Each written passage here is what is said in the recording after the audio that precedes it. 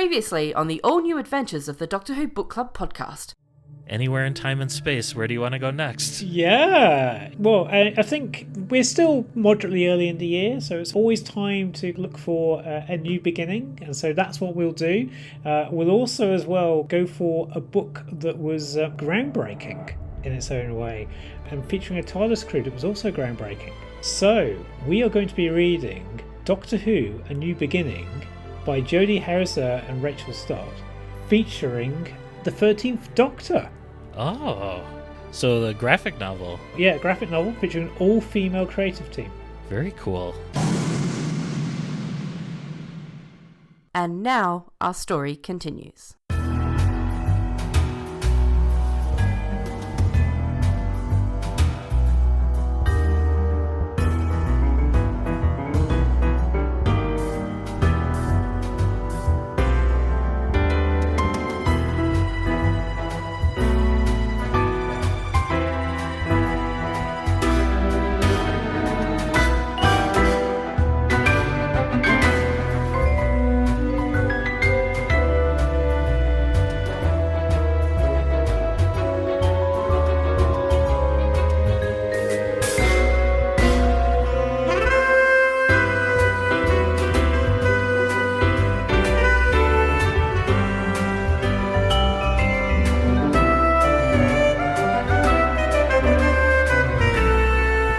Welcome, everyone, to the all-new adventures of the Doctor Who Book Club podcast. This is Matt in Minnesota. Chris in South London. How's it going, Matt?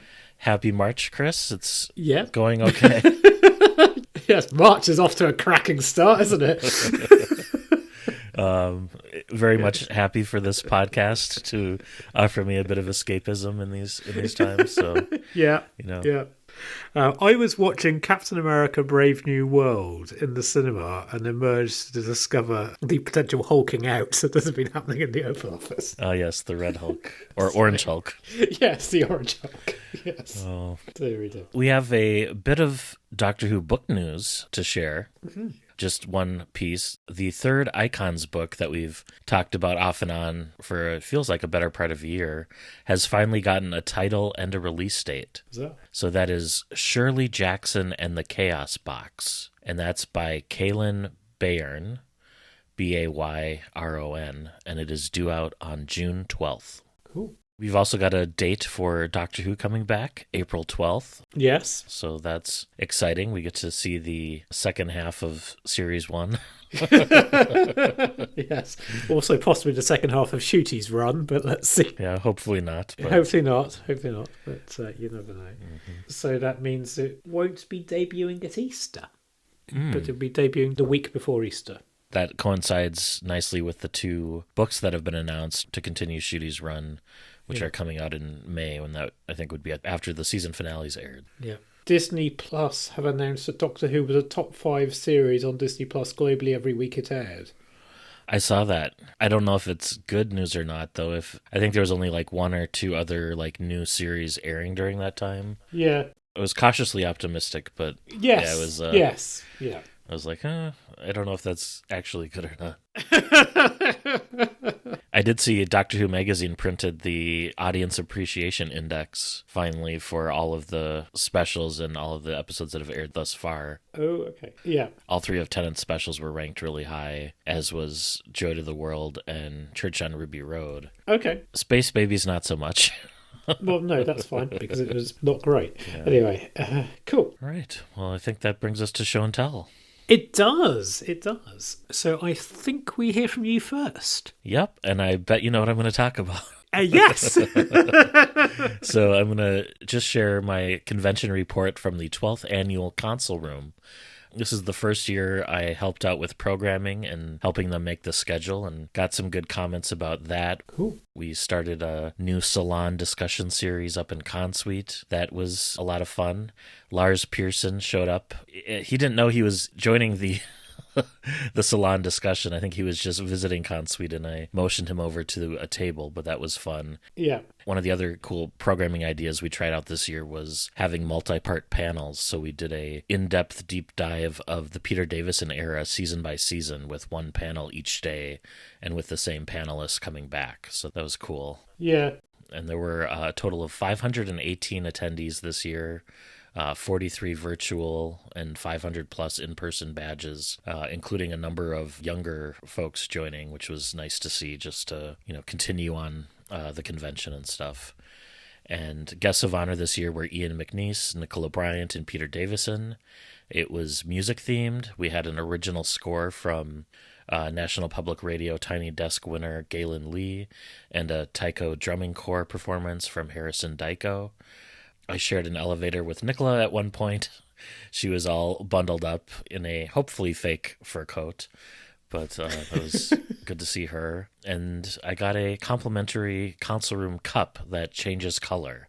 Goes from clear to TARDIS blue, and I was able to get a set of 4 thanks to listener Jeff Elston for donating his cups to me. We had a pasta bar this year for a VIP dinner, which went well and was quite tasty. I got introduced to Peter Davison, shook his hand.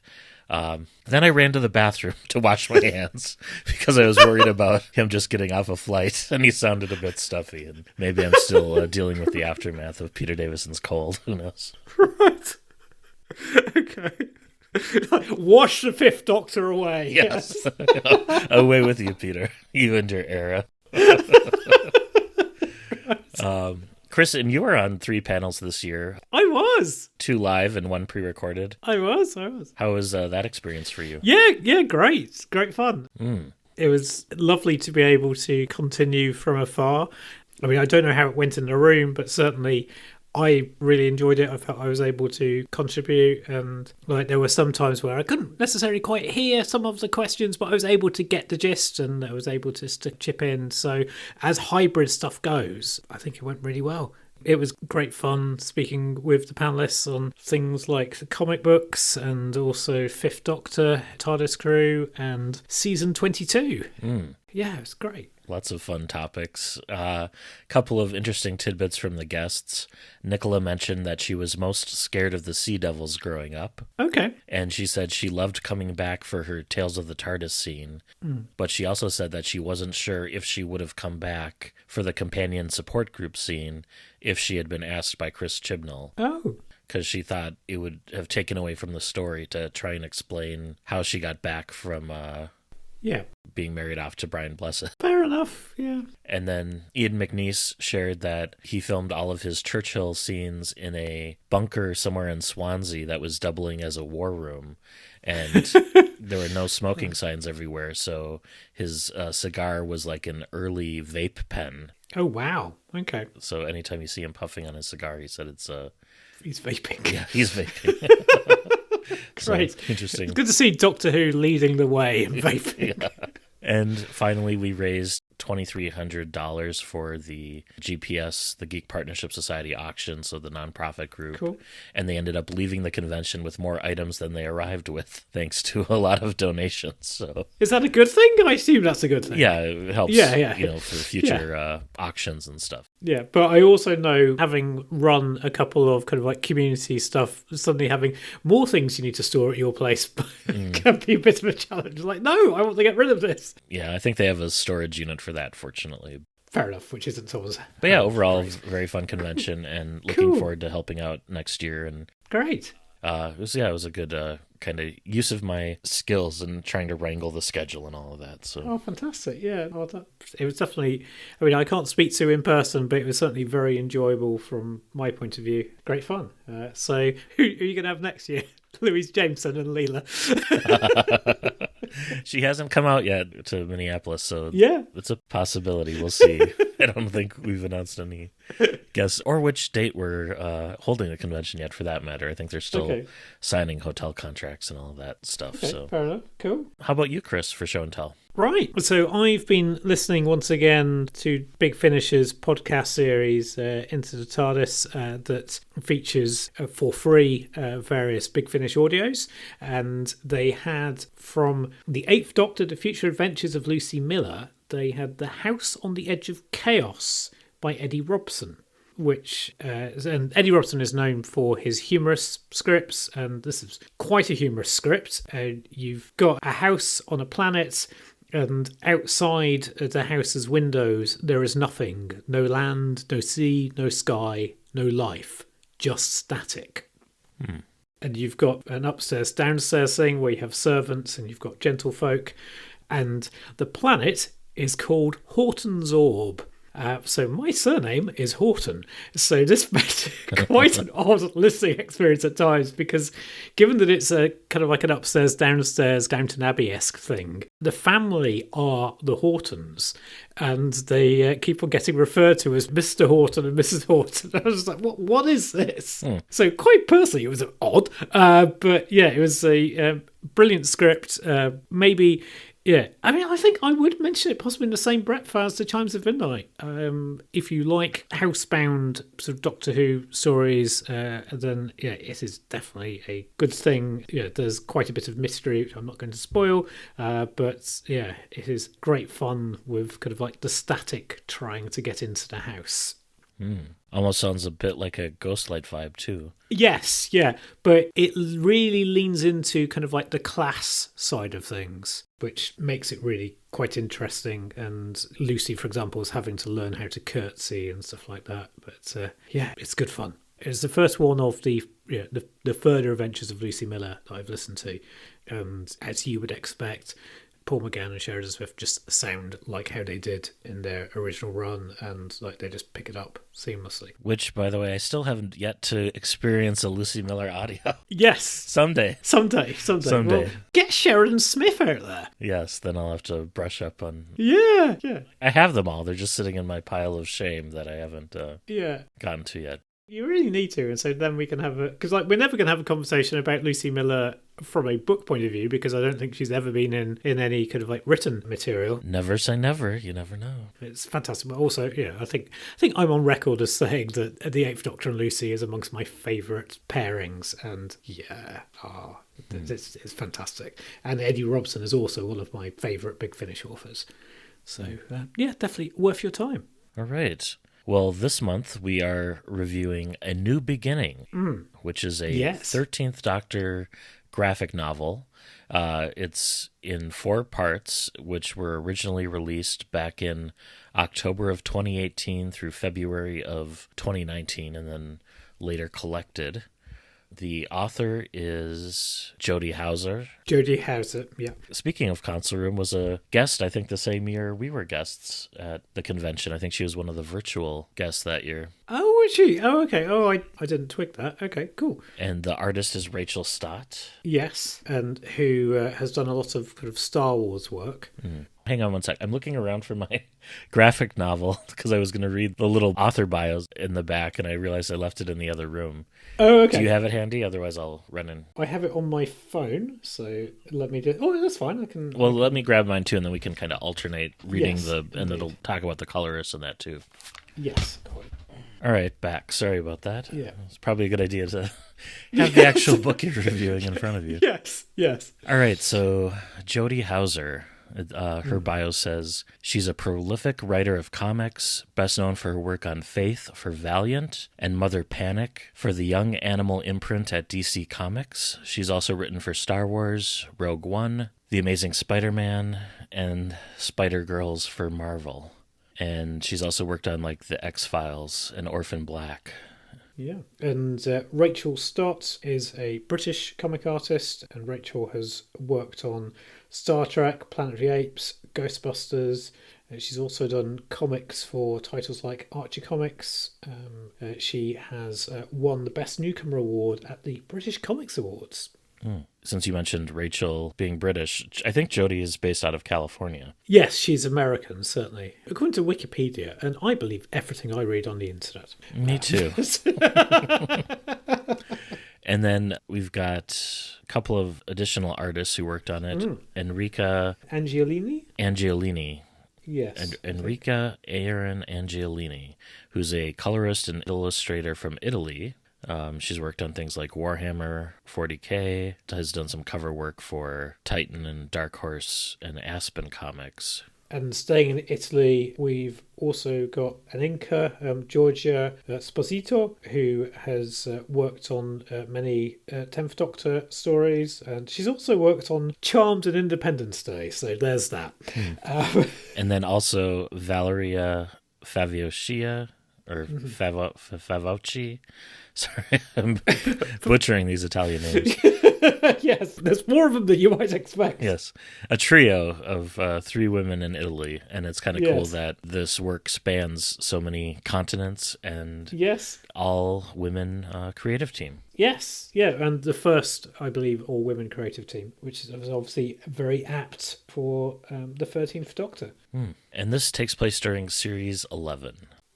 Should probably mention that. Yeah, I don't think it's necessarily obvious what precise gap it's set in, but the TARDIS is around, so... Yeah, it feels relatively early days. Yes, it does, it does. Cool. Shall we jump in? Yes, so let's get started. The story begins with 2 scientists, Dr. Leon Perkins and Dr. Irene Schultz, breaking into an art gallery. They believe that it's 1899, but because alarms are going off, that somewhat suggests that maybe it's 1999, or certainly it's somewhere more recent. With electricity. Yes. And as they lift a framed object, they accidentally chip it, and then a strange noise follows. And meanwhile, the Doctor and her companions, so Ryan, Graham, and Yaz, are on a distant planet in the year 3912, admiring sentient nebula. I wonder if one is Polly the Glot. Yes, and their peaceful moment is interrupted when a portal appears, kind of like Sliders or Stargate style, and a hand reaches through, pleading for help. And the Doctor recognizes the phenomenon and rushes to track its source. Elsewhere, in a vast throne room piled with gold, there's a demonic figure sitting on a throne, and the figure dismisses the frame that the scientists have stolen, rejecting it due to the damage. So Perkins pleads for Irene Schultz to receive an unspecified treatment, but the figure refuses, demanding one small thing. Schultz angrily insists that her answer will always be no. And then back with the TARDIS crew, the TARDIS lands on another planet where the Doctor expects this portal to reopen in about 97 minutes. And so they wait around for a bit. And when the portal does open, the team manages to pull the trapped figure through. And it's Perkins. And he seems to be, to Graham, like an ordinary bloke. But then the Doctor cautions that ordinary blokes can also be dangerous. And this Perkins guy has a vortex manipulator, not unlike Captain Jack or Captain John, although it's malfunctioning. And before they can learn more, armed soldiers from the Grand Army of the Just surround them and declare them prisoners. So it goes into a cliffhanger there. Yeah, and the Grand Army of the Just have these really small heads, aren't they? They're big, bulky. And Perkins is kind of, both him and Schultz, the outfits they're wearing are similar to the astronauts that we saw trapped in time in the episode Hyde from the Matt Smith era. Yeah, also as well, Perkins reminds me a little bit of, I'm going to forget his name now, the chap from Flux. Vinder. Yeah, Vinder, but yeah, that was just a vibe I got. But obviously this was written in a pre-Vinder time. But yeah, Perkins starts to fade from existence, and so is needing some form of stabilisation. Whilst Yaz and Ryan are kind of negotiating with the soldiers, the Doctor and Graham work on keeping Perkins alive. And once stabilised with a wave or two of the sonic, Perkins explains that he and Schultz had developed some wearable time travel devices, but ended up caught in a time loop. We see some flashbacks showing Schultz and Perkins encountering the demonic figure, but it's not clear if Perkins is actually sharing this part of the Doctor. And the Doctor suspects sabotage, and Perkins admits that Schultz might have done it, but he doesn't know why. And sabotage to the wrist device. Yes, yeah. The vortex Yes, the vortex manipulator. Yeah, that's the one. So the team needs to escape their situation, and the Doctor reveals that she hid her sonic screwdriver in Graham's pocket, knowing that he wouldn't be searched as thoroughly. And once free, they enter a room which is filled with statues of godlike beings. And Ryan notices one called the Judge, while Yaz finds a tablet containing battle plans, though it's unclear if the Judge is an ally or an enemy. And here I want to just make a comment about the pacing of the story feels very Series 11 in that there are these moments or scenes where they're investigating, and it very much feels almost like a police procedural. Yeah. And I don't know how much the creative team had access to early scripts or vibes, or if it's coincidental, or if it seems very in keeping with kind of the approach that Series 11 followed. I'd also say visually as well, because the demonic figure in with all of the gold, that feels like something we might have seen. The Grand Army of the Just also feels like something that we could have seen. I mean, they'd have been CGI'd. But there is that, there does seem to be a general aesthetic. Yeah, and the art on the page, too, like the lighting and the shading and the use of shadow is all very evocative of visually how Series 11 looked in particular, with its wider camera lenses and more kind of anamorphic, moody shots. So very much a match there, too. Yeah. So Perkins is doing another flashback, this time remembering how the mysterious demonic figure had mocked his and Schultz's understanding of wealth whilst treasuring their stolen technology. I was just going to say, you might think of some modern parallels. But snapping back to the present, Perkins insists they must find Schultz. So the team starts to kind of carry on with their escape. So they're in a kind of like some sort of prison complex, and they're spotted by a soldier. The Doctor manages to summon the TARDIS, and they all rush inside. Now, I can't remember if it's here or later on in the story that sort of Graham, I think, says, "Why don't you do this all the time?" Yeah. The Doctor sort of says, "Well, the TARDIS will get grumpy." Like, yeah, no, we don't want a grumpy TARDIS. Yeah, what do you think about the summoning of the TARDIS? I mean, it felt very much like a Stattenheim remote control. Yeah. And I like to think that this ability is perhaps unique to her Sonic, perhaps because it links, the Stenza crystal to the crystals in the TARDIS console room or something. Yeah. But that's, just me inferring that, and not, it's not in the text anywhere. But no, I mean, otherwise, if any Doctor could do this and never did, it just seems like it would be a little silly. I just kind of feel that possibly the creative team had got themselves in a bit of a hole and thought, right, this is the easiest way. But they try to explain later why they can't use it all the time, I guess. Yes. So they've all managed to rush inside the TARDIS, and Perkins is kind of awed by the ship. We have a bigger on the inside moment, and we're all kind of like, oh, isn't this lovely? And then suddenly Perkins pulls out a gun and demands control of the TARDIS. Which is another cliffhanger. Yes, and in terms of the interior of the TARDIS, I appreciated a lot of little details being correct, like as they were entering this TARDIS having a blue light on its top, the black background on the police box sign. Rachael Stott did a good job of capturing what the inside of this TARDIS looks like, which can be challenging because it's so dark. So Perkins pulls the gun on the TARDIS crew, and then the Doctor calmly tells Perkins off for being a bad scientist and correctly deducing that he's never shot anyone before. And so there's a scene that I really enjoyed where the four of them are working together as a team to disarm this guy in the TARDIS. Perkins admits that he needs help piloting the ship, but the Doctor reveals that the TARDIS neutralized his gun the moment he stepped on board, and the team's able to easily overpower him, with Ryan taking his gun, and at Yaz's sarcastic suggestion, they all sit down for tea. Yes. Which I think this is around where the reading for this month is. Yeah, so our reading has a bit of a cast. So we have the Doctor played by Corinne Pollard, and I am playing Perkins, and Schultz is being played by Tracy Norman. So we will put the links to their work. And this was recorded live, right? It was recorded. This was recorded in the Museum of Making in Derby, just as this year's Ghost Fest was wrapping up. And the previous night, Tracy Norman and her husband Mark Norman had been doing a presentation about the supernatural in Scooby-Doo. And the dear listener, whilst Tracy was dressed as Thelma, she and her husband got me on stage as Scooby-Doo. I've seen video of this. Yes.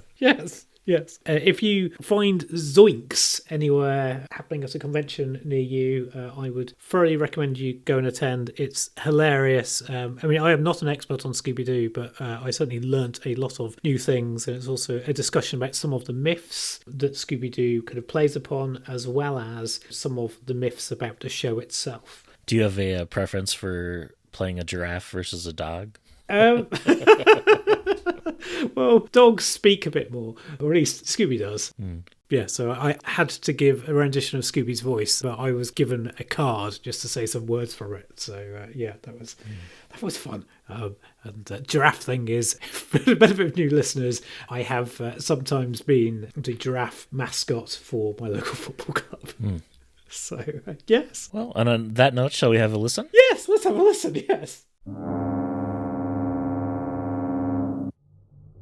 Now, I know that you weren't being honest about your vortex manipulator failing on the first go. How did you know? 1, you weren't surprised when I mentioned non-human experts at time travel. Didn't even question it. And 2, you've definitely been through the vortex a few times. I can smell it on you. You can smell time travel? Yes, but loads more complicated than that, and also not really anything like that. So here's the big question, Perkins, and I hope you'll be honest with us this time. Where and when did you go?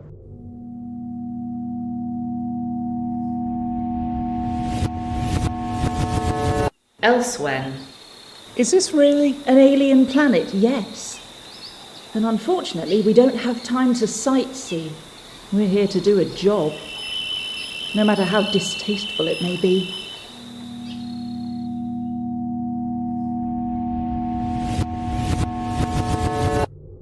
There's a being, an alien.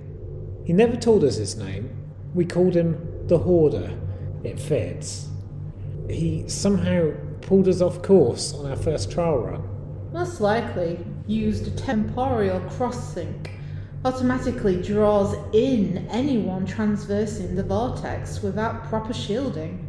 One of the reasons vortex manipulators are a cheap and nasty means of travel, one of the many, many reasons. So this hoarder draws in 2 first-time time travelers. What did he want from you? Everything.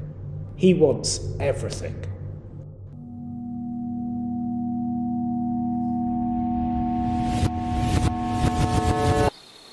You sure this is the one? That's what this scanner says. 4th up from the ground on the northeast side. No, we can't do this. I know, Perkins. We can't be... But what do we do?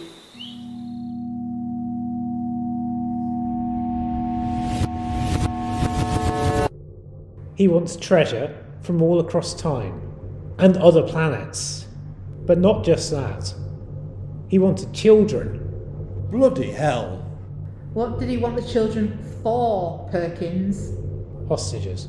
It's how he got us to do what he wanted. Steal what he wanted. But we couldn't. Thank you so much, everyone, for reading that.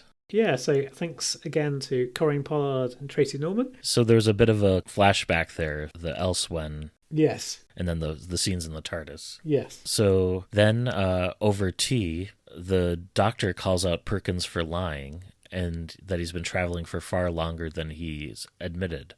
And so as we heard, the flashbacks reveal that Perkins and Schultz were exploring a lush planet filled with strange plant-like embryos. Yeah, we couldn't really convey that on audio without adding in dialogue. That's what they were kind of plucking there. Yeah. Or harvesting. Yeah. And Perkins now explains that they encountered the Hoarder, so this demonic-like creature who reaches out and steals people who are mid-time travel, especially those who are unprotected using unshielded vortex manipulators. And the Hoarder doesn't just hoard treasure. He also takes children as hostages. And in the past, in some of the earlier flashbacks, what we were seeing was the Hoarder infecting Schultz with a deadly poison, which he then occasionally provides an antidote to, but it keeps them in his thrall or Yeah. In his employ, I should say, unwillingly. Yes, yeah. So now that she understands the stakes, the Doctor vows to track down Schultz using Perkins's vortex manipulator. And the TARDIS lands in a temple in a jungle where they manage to trigger a deadly trap. The walls start closing in with like blades launching, which I think is another cliffhanger. But I found it hard to judge where the cliffhanger was, but I think it's this. And the Doctor manages to find a trapdoor, and they escape into an uncertain fate. It felt very much like a Indiana Jones type Oh, yes. booby trap there. Yeah, or Star Wars. And in the lab underneath, they find Schultz, who's weakened and overdue for an antidote dosage. And she reveals that the Hoarder had poisoned her twice over because Perkins didn't return with her. And to save Perkins, she had sabotaged his vortex manipulator to send him away somewhere randomly. Fortunately, the Doctor was able to help him, otherwise that wouldn't have really worked out. Yeah. And she sought help from a traveling herbalist who had provided her medicine, and I think provides the ingredients to the Hoarder himself. Yeah. But without the exact recipe, she's only able to slow down the poison instead of curing it. Yes. And the herbalist gives... How would you describe the herbalist? The herbalist does kind of feel like he's wandered in from Jim Henson. I was going to say a Miyazaki film, but yeah, same sort of yeah. aesthetic kind of... Yes. wandering in from a different kind of fantasy show or something. Yes.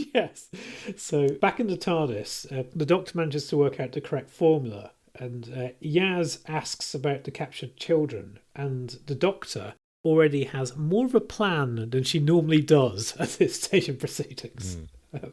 So I don't know if that was a reflection on the Doctor as a whole or this particular Doctor. Yeah, and there's a lot of fun little Jody-isms, and I say that as a Jodie Whittaker-ism, but I suppose Jody Houser-ism too. Yes. Where like the Doctor sticks her head around a corner and she's like, the coast is not clear. Or there's another reference where before she jumps into the pit above the laboratory where she says, what is it I used to say in moments like this?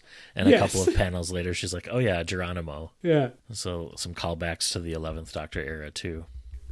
Also, as well, whilst we're talking about how the Doctor is captured, I think Rachael Stott does an amazing job of capturing Jodie's facial mannerisms. Jodie Whittaker's facial mannerisms. Kind of how she scrunches up her nose sometimes, yeah. Yeah. So then Perkins and Schultz return to the Hoarder's throne room, where he's kind of literally sitting on a pile of gold. Yes. Declaring that they won't work for him anymore.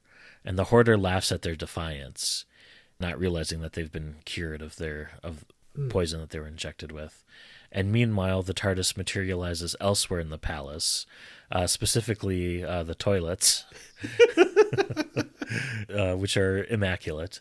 And the Doctor ends up hacking one of the Hoarder's robot automatons, one of the ones that was delivering poison, and uses it after reprogramming to guide the rest of her party to the prison cells, where she's able to free all the captives, including the children that had been captured. Yeah. And it was a nice little touch where the alien prisoners, who were all kind of cowering in fear, began to start understanding each other as the Doctor gets closer to them. Yes. And the translation circuit starts working. Yes. So that was a nice little nod there. Yeah, I loved that, I must say. But yeah, so in the throne room, Perkins dramatically throws away his vortex manipulator, but the Hoarder catches it, and the Hoarder starts to make another threat, just as the Doctor and the fam arrive, along with a squad of time agents who have been listening in from the outside and are ready to arrest him. And all of these time agents, it's kind of funny, they're all wearing long trench coats.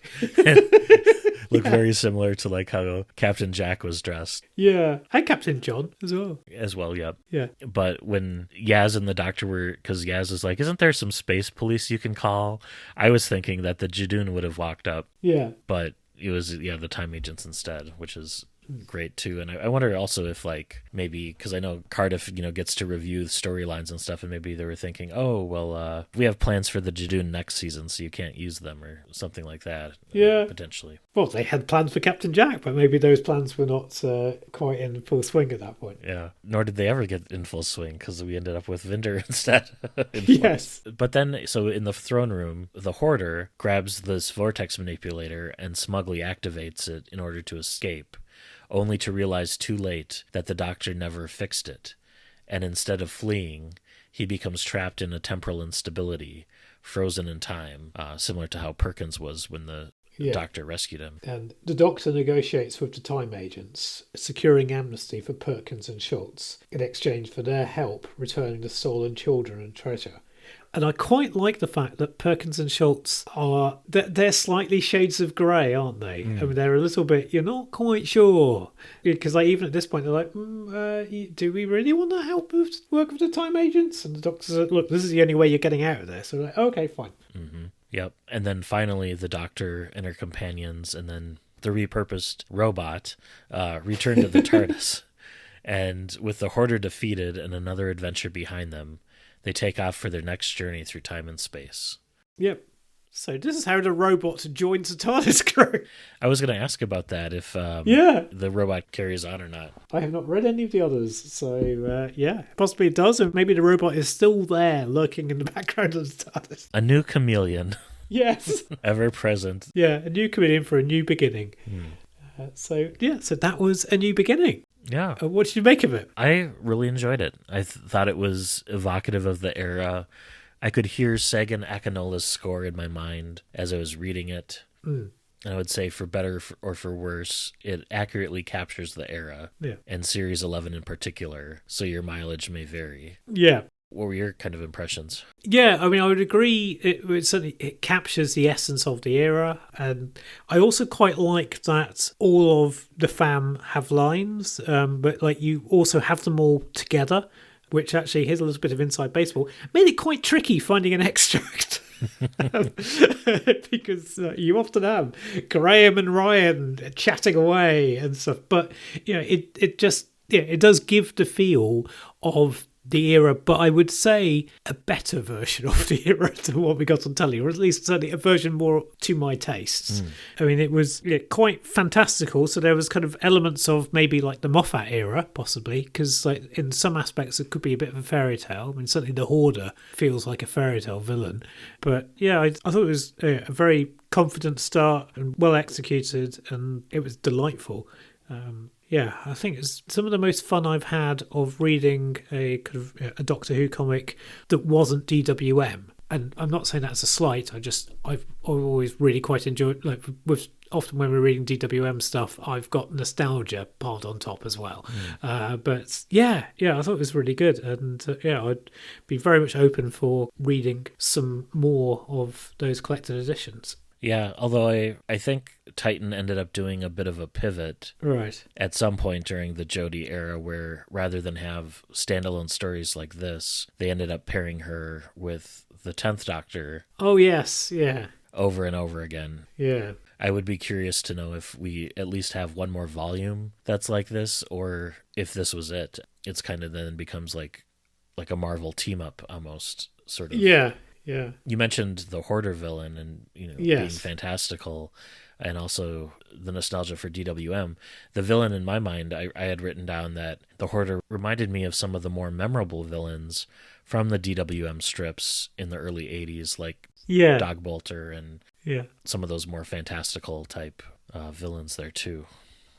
So in answer to the question you slightly raised there, we do have sort of other volumes that don't feature kind of like guest starring doctors. So Jody Houser goes on to write with the fam Hidden Human History and Old Friends. And I wonder if Old Friends is where Tennant pops up. No, not obviously, according to the TARDIS wiki. Interesting. Yeah. We're getting down there when it comes to other Jody related stuff to pick from. I know there's a couple of volumes of TARDIS tales that were aimed for younger readers, and then there's the Missy and Oz, the Wonderful World of Oz book, which is a Jody book, and then I think the sequel to is A Secret of 13 or whatever it was. That's about it. Maybe one more novel too. So maybe enough for 3 or 4 more years of Doctor picks, but yeah, we've done more than half, I would say, at this point. Yes, that would be another way to look at it.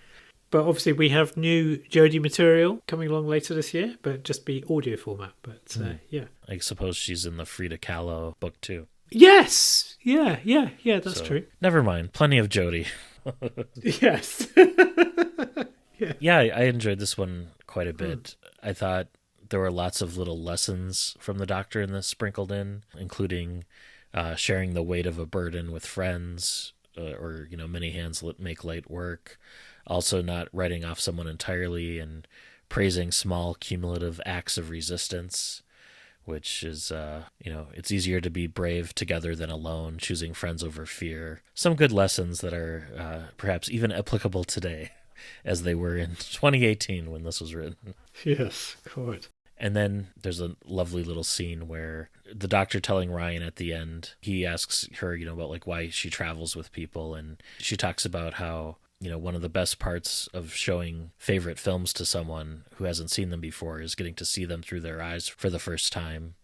And the 11th Doctor says something similar to Amy in one of the minisodes too. And it's probably the reason I watch so many Doctor Who and Star Trek reactions on YouTube. That same sort of deal. Yeah. I don't think it wowed me in that there wasn't anything plot-wise that it was, that floored me or made me drop my jaw or anything like that. But it was a really enjoyable story. Yeah. And captured the era quite well. So yeah, I think I'm going to give this one an 8 out of 10. I'm going to go for the same. Yeah, I did enjoy this, and I speak as someone for whom, unfortunately the Chris Chibnall era didn't really work. But I think that was down to the writing rather than anything else. But certainly, yeah, I think this is the most fun I have had, I think, with Jodie Whittaker's Doctor that hasn't been written by Juno Dawson. Which also reminds me, I don't think we've had a chance to say that Juno Dawson is writing for the actual TV show. Yeah, one of the writers for this upcoming season, so that'll be exciting. Yeah, I've loved Juno's stuff. Yeah, I enjoyed her work both in the novel she wrote, but then also the Redacted podcast I quite enjoyed as well. Yeah, and also my resident Australian pointed out to me that at Worldcon I went to a panel that Juno was on. Oh. And she was great fun on that, yes. Yeah, cool. And as we get more and more into the RTD2 era, I find myself reevaluating. I mean, I enjoyed the Chibnall era at the time, but I especially enjoy it now just because it's something different. And it's like if I've had a lot of RTD or a lot of Moffat, it's nice to have a third alternative to watch. Yeah. Even if Series 11 in particular, there's some pacing issues with the longer episodes, and I'm usually all for like deleted scenes and extended edits, but it was even pushing the boundary for me there. So yeah. But yeah, glad I read this and enjoyed Jody Houser's work and Rachael Stott's as well.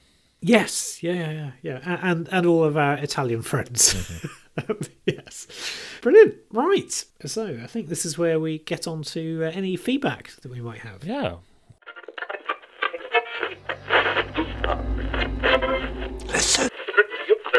Yes, so it doesn't look like we have any emails this month. Mm-hmm. Okay, so on Facebook we've had various likes and such that we often have. Don't have any comments, but please, folks, do feel free to comment. So do we have anything on Blue Sky or the other place? We did hear from John Porter, who commented about our Quick Reads episode, and he said that it was a superb, if short, range, and that he loved all of them. I think there are 7 books in the range. So yeah, we might revisit that again someday for a future Doctor. And then we also heard from Keith Say on Blue Sky, who's thanked us for the podcast. And he said the trouble with those Quick Reads books was that they were too tall and so hard to shove into the Who wall. And he included a shelfie of his books where he has the new series adventures and then the Quick Reads kind of poking out at various spots. So cool. Yeah, I don't shelve all my stuff quite in chronological order. I tend to go by range, just for uniformity of the spines, such that it is. Okay. But thanks, Keith, for sending that. Yes, I tend to file mine by ebook, so it's less of an issue. But yeah. Incidentally, listeners, if you're interested in performing an upcoming dramatic reading for us, please do reach out at andwbcpodcast@gmail.com and get in touch. We can always use new readers. Or if you've read for us before and want to do it again, we're happy to do that as well. I think we've tapped out some of our go-to people time and again. So, always looking for new voices to feature in Spotlight, too. Yes, yeah, absolutely. I've also found some more people in the horror writing community who are being strong-armed, but at least you can save British horror writers from kind of volunteering your own services. Yes. Right. Yeah. So this is where I think you're going to tell us what we're going to be reading next month. It is. And grab onto your lapels, Chris, because for April, I decided to go all the way back from 13 to the beginning with the First Doctor. Oh, okay. And there are only 7 First Doctor titles from which I was able to choose. Okay. Fortunately, there's a couple of other books that'll be available in future Doctor cycles, including Paul Marr's take on Dracula. But for next month, for April, I decided to go with The Empire of Glass by Andy Lane, which is a Virgin missing adventure, first published in November of 1995, and it was later selected to be published for free in the early 2000s on the BBC website with some additional illustrations. So it's one of the few missing adventures that has pictures. Yes. And it's a First Doctor, Vicky, and Steven story. And I don't think we've read a novel with that particular combination of TARDIS team before. I don't think so. I mean, I don't think there are many of them, but yeah. Cool. This is a story with medical roots, and I will explain more on that next month, if folks don't already know. Have you already read this one? No. Oh, okay. No. Good. But I know it has medical roots. So I will leave that there. I've heard it has a tie to I mentioned him earlier, a Miyazaki film. Ooh. So, Okay. I won't say which one, but... Okay. Fair enough. Yeah. So, Cool. for April, The Empire of Glass. Great. And until next month, this has been Matt in Minnesota. Chris in South London. Happy reading. Stay safe.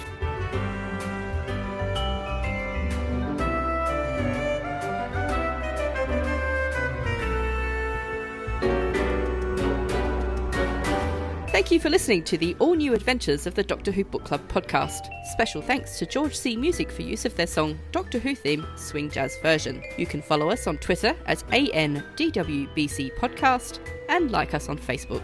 Help other listeners to find us by leaving a rating or review on Apple Podcasts or your podcatcher of choice. You can contact the show by emailing your thoughts to andwbcpodcast@gmail.com. And until next month, happy reading.